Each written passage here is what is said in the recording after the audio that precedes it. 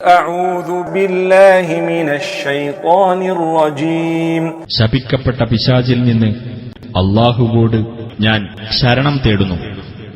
يحلفون بالله لكم ليرضوكم والله ورسوله أحق أن يرضوه إن كانوا مؤمنين. നിങ്ങളെ തൃപ്തിപ്പെടുത്താൻ വേണ്ടി നിങ്ങളോടവർ അല്ലാഹുവിന്റെ പേരിൽ സത്യം ചെയ്ത് സംസാരിക്കുന്നു. എന്നാൽ അവർ സത്യവിശ്വാസികളാണെങ്കിൽ അവർ തൃപ്തിപ്പെടുത്തുവാൻ ഏറ്റവും അവകാശപ്പെട്ടവർ അല്ലാഹുവും അവന്റെ ദൂതനുമാണ്. ألم يعلموا أنه من يحادد الله ورسوله فأن له نار جهنم خالدا فيها ذلك الخزي العظيم.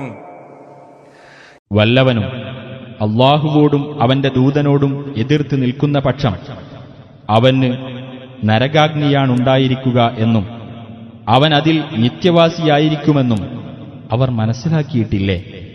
അതാണ് വമ്പിച്ച അപമാനം.